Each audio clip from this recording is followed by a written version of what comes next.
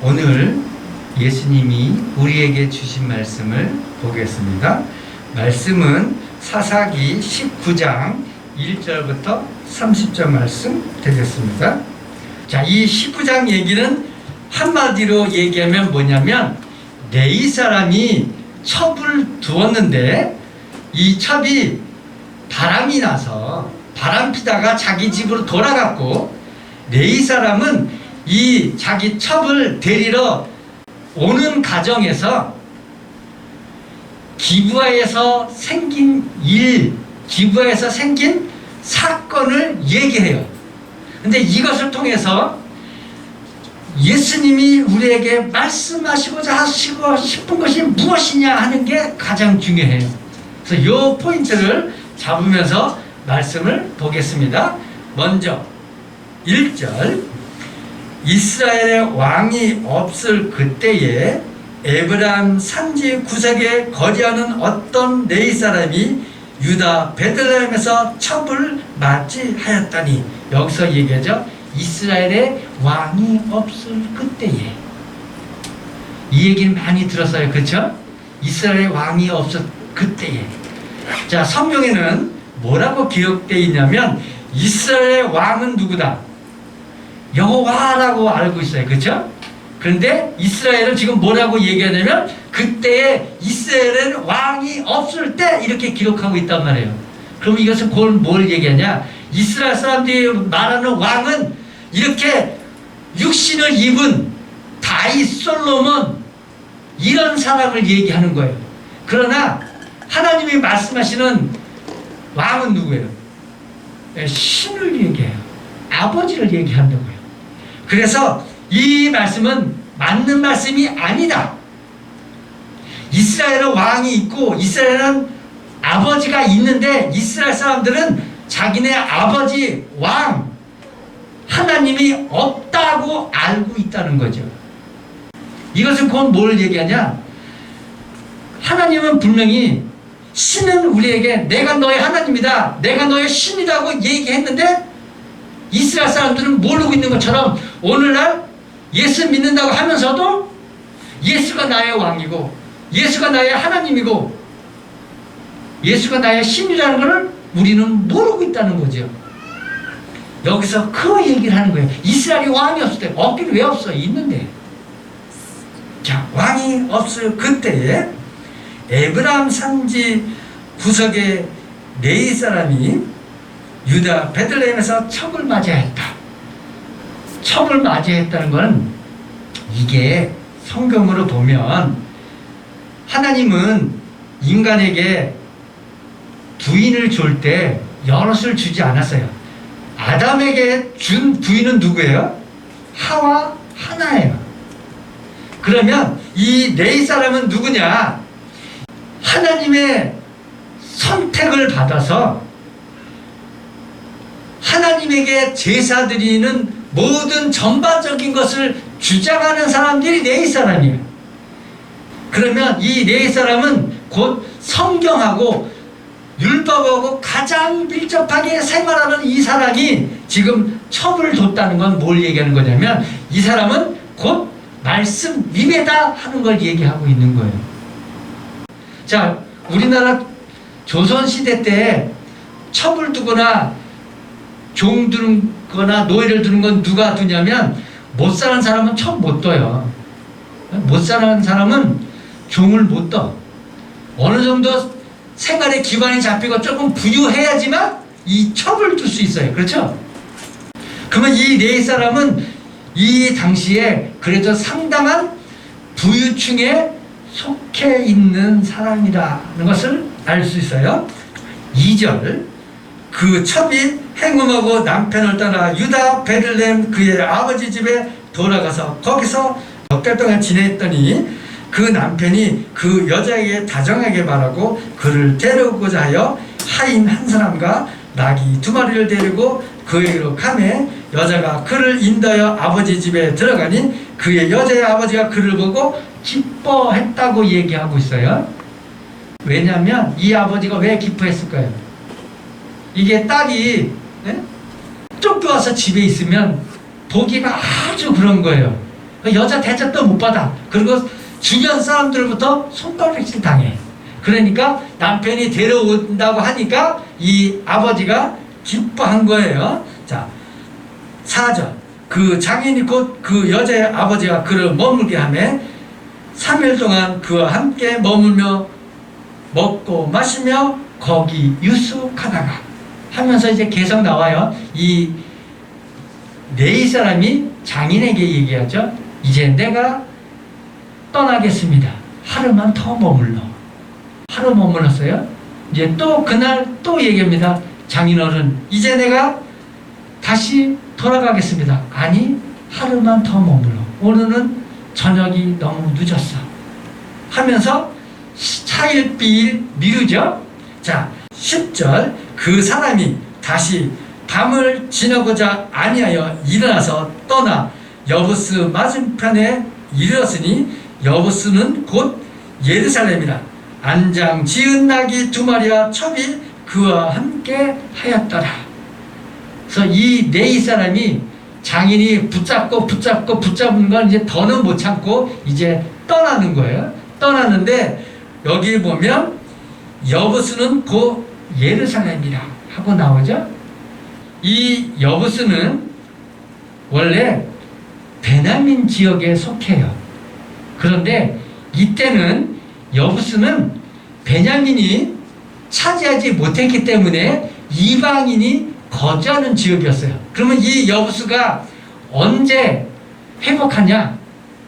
다윗 왕이 여부스를 정복하고 거기를 예루살렘이라고 칭하게 돼요. 그래서 이 여부스는 예루살렘이라고 얘기해요. 그래서 이 두 단어가 같이 혼용해서 쓰입니다. 11절. 그들이 여부스에 가까이 갔을 때 해가 지려 하는지라 종이 주인에게 이르되 청하건대 우리가 돌이켜 여부스 사람의 이 성읍에 들어가서 유숙하십시다.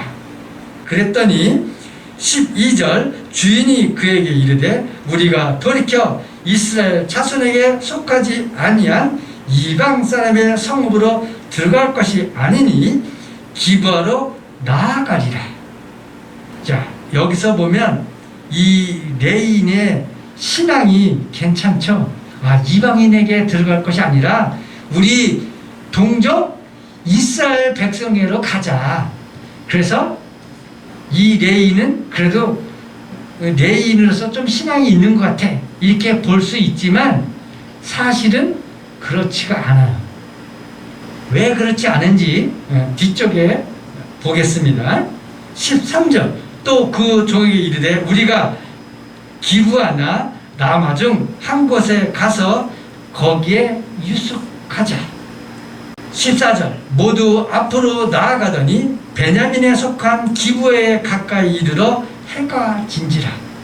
15절. 기브아에 가서 유숙하려고 그리로 돌아 들어가서 성읍 넓은 거리에 앉았으나 그를 집으로 영접하여 유숙하게 하는 자가 없었더라. 저녁 때 한 노인이 밭에서 일을 하다가 돌아오니 그 사람은 본래 에브라임 산지 사람으로 기브아에 거류하는 자여 그곳 사람들은 베냐민 자손이라. 여기서 한 노인이 등장하는데 이 노인은 베냐민 사람이 아니고 에브라임 산지 사람이라는 건 곧 이 사람은 누굴 얘기하냐? 에브라임 족속에 속한 사람이라는 것을 얘기해요. 여기서 이걸 왜 구분해내냐?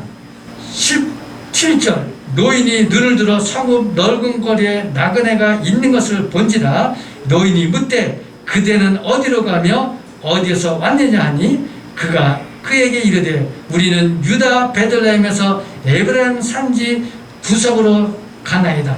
나는 그곳 사람으로서 유다 베들레헴에 갔다가 이제 여호와의 집으로 가는 중인데 나는 자기 집으로 영접하는 사람이 없나이다.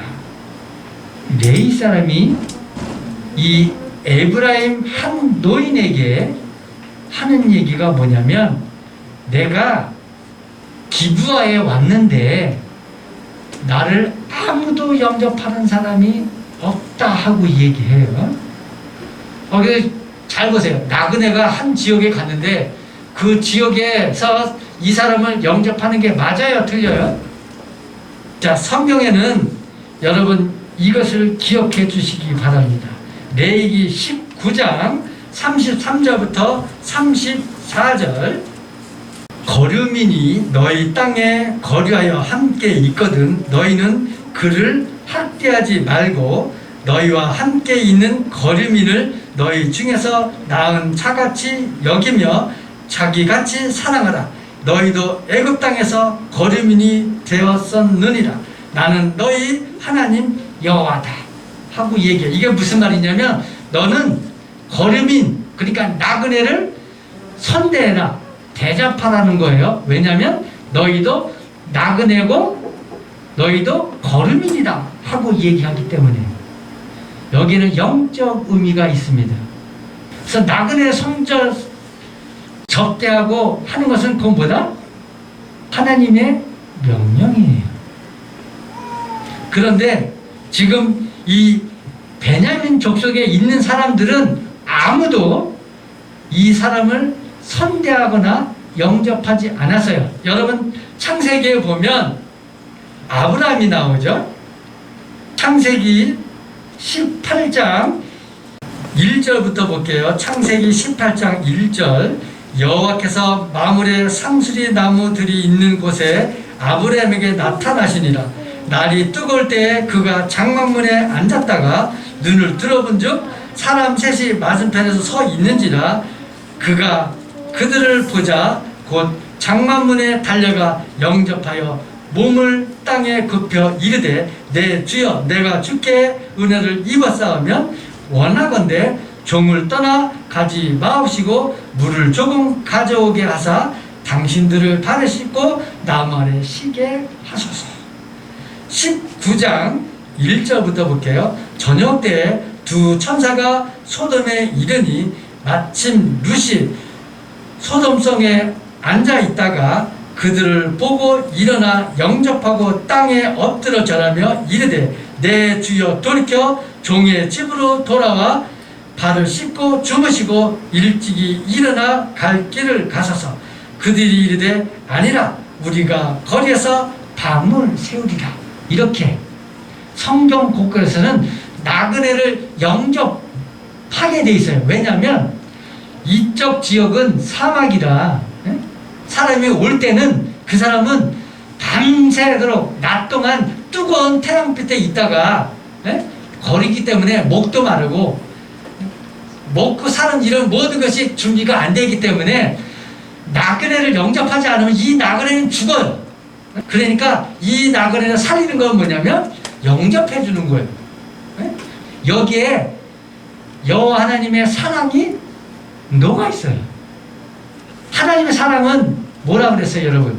사랑은 뭐라고요? 사랑은 오래 참고, 사랑은 온유하며, 사랑은 선대하고. 여러분 그렇게 알고 있죠? 네? 여러분이 아는 사랑 그런 사랑이잖아요. 그런데 성경에서 말하는 사랑은 그런 사랑이 아니야. 성경에서 말하는 고린도전서에서 말하는 그런 사랑은 후차적인 사랑이고 진짜 사랑은 따로 있어요.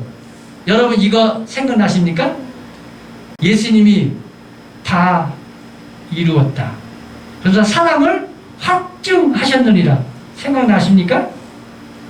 하나님의 사랑을 예수 그리스도가 죽음으로 확증하셨다. 뭘 확증한 거예요? 사랑을 확증했는데 사랑을 어떻게 확증한 거예요? 예수가 자신의 생명을 버림으로 인해서 뭐 했다? 우리를 살렸잖아요. 네? 사랑은 뭐냐? 사람의 생명을 살리는 게 사랑이에요. 사랑은 오래 참고 사랑은 온유하며가 사랑이 아니고 사람의 생명을 살리는 게 사랑이라고.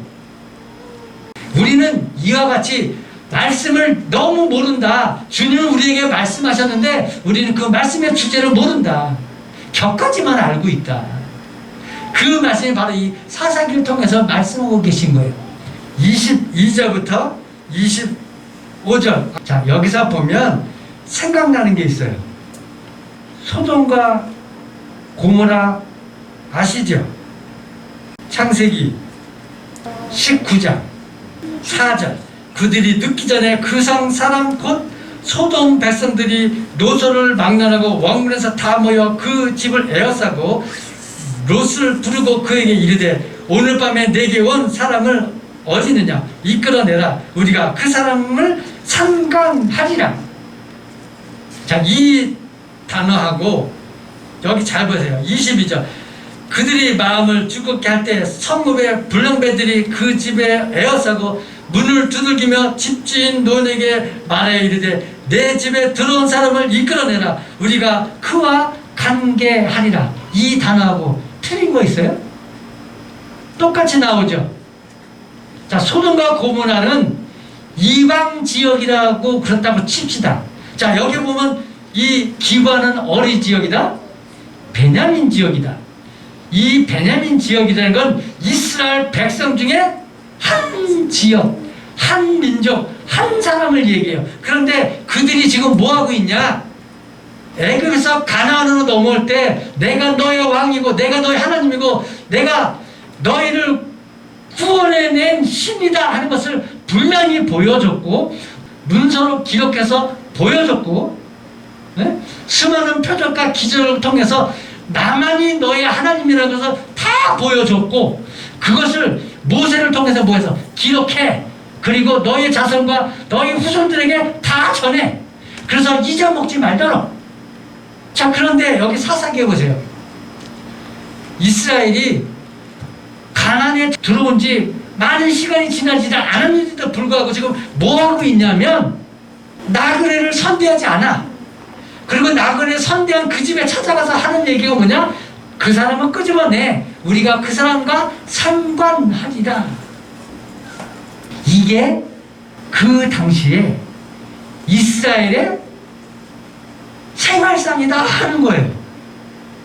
자, 그러면 이 말씀을 왜 할까요? 이 베냐민 사람들은 여호와를 안 섬길까요? 이 베냐민 사람들은 여호와를 모를까요? 모르기 때문에 이렇게 나올까요? 자, 사사기 17장 4절 미가가 그 은을 그 어머니에게 도로 주었으므로 어머니가 그 은 200을 가져다가 은 창세기에게 주어 한 신상을 새기고 한 신상을 부어 만들었더니 그 신상이 미가의 집에 있더라. 그 사람이 미가에게 신당이 있으므로 그가 에봇과 드러미를 만들고 한 아들을 세워 그의 제사장으로 삼았더라. 자, 이게 맞는 거예요? 19장에 이렇게 나오죠. 19장 19절 그들이 그에게 이르되 잠잠하라 내 손에 입을 대라 우리와 함께 가서 우리 아버지와 제사장이 되라. 내가 한 사람의 집에 제사장이 되는 것과 이스라엘의 한 지파의 한 족속의 제사장이 되는 것 중에 어느 것이 낫느냐. 그 제사장의 마음에 기뻐하여 에봇과 드라빔과 새긴 우상을 받아 가지고 그 백성 가운데로 들어갔다. 이게 에봇과 신상보예요. 이거 미가 집에서 가져오는 거예요. 이것을 단에다가 세웠다 하는 거죠. 그 상황이 지금 이 상황이랑 맞아떨어지면 어떤 상황이 벌어지냐.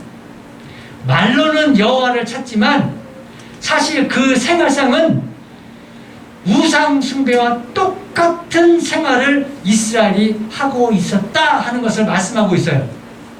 그 말씀은 곧 뭐냐? 오늘날 교회 다닌다고 하지만 예수 믿는다고 하지만 그들이 믿는 예수는 누구냐 하는 거예요. 여러분이 믿는 예수는 누굽니까?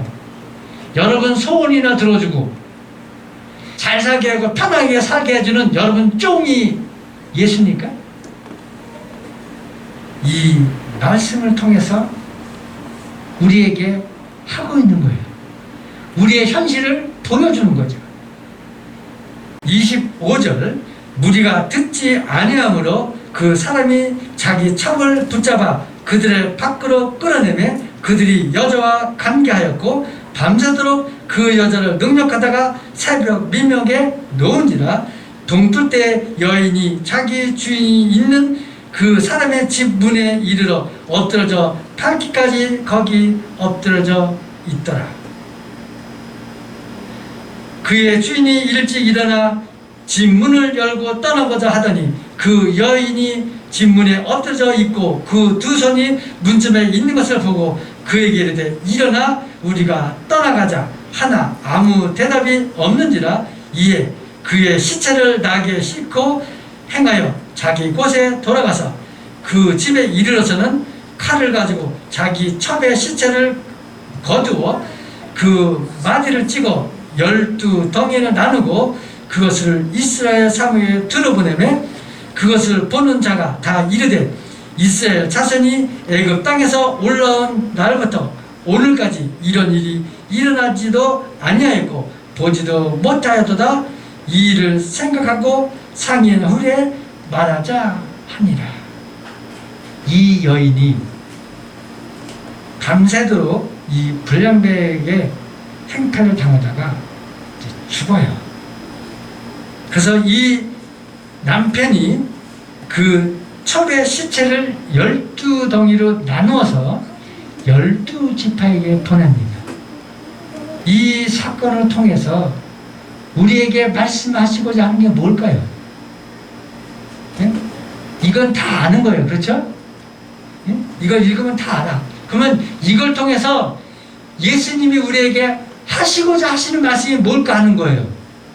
이스라엘 사람들이 가지고 있는 사상이 뭔지 아세요? 선민사상이에요. 선민사상. 그러면 오늘날 예수 믿는 사람들이 갖고 있는 사상이 뭘까요? 나는 예수 믿는 사람이고 너는 예수 안 믿는 사람이니까 너는 마귀고. 여러분 이렇게 생각하고 있지는 않았습니까? 이스라엘 사람들은 자기만의 하나님, 그런데 그 하나님이 가공으로 만든 하나님을 만들어 놓고는 그 하나님을 섬긴다고 하고,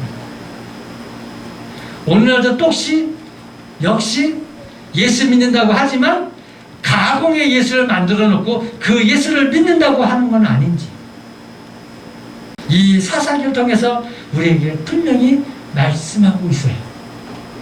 그래서 여러분 이제는 구분해 내야 됩니다. 이게 내가 믿는 예수가 정말 예수인지, 아니면 이 사사기의 말씀처럼 종교 혼합, 사탄과 예수를 겸하여 섬기는 건 아닌지, 내가 바라는 가공의 신을 만들어 놓고 그 신을 섬기는 건 아닌지, 이것을 통해서 우리가 주목해야 할 것은 딱 하나입니다. 마귀의 책동을 우리가 어떻게 알 수 있을까요? 우리가 부어받는 신상을 섬기고 있는 건 아닌지 어떻게 알 수 있어요? 성경. 이게 그거 뭐다? 테스트다. 이 말씀에 맞으면 주님의 말씀이지만 이 말씀에 맞지 않는다. 그럼 뭐다? 사탄이 우리를 교묘하게 속이는 거다. 그래서 이 말씀에 의해서 예수를 바로 알자. 예수를 바로 믿자. 우상하고 혼합해서 믿지 말고, 하나님이 오늘 여러분에게 하시고자 하시는 말씀이 바로 이거예요. 너희가 나를 믿느냐? 너희가 진짜 나 믿는 게 맞아? 자, 이 말씀하면 생각나는 게 있어요. 뭔지 아세요? 네가 내 이름으로 선지자 노릇했느냐? 네가 내 이름으로 목사 노릇했느냐? 난 널 모른다. 이런 음성 듣지 마시고, 네가 나 섬긴 거 맞아? 글쎄요, 나 잘 모르겠어요. 맞아. 너는 나를 잘 섬겼어. 이런 칭찬 듣는 여러분이 다 되시기를 예수 이름으로 축원합니다.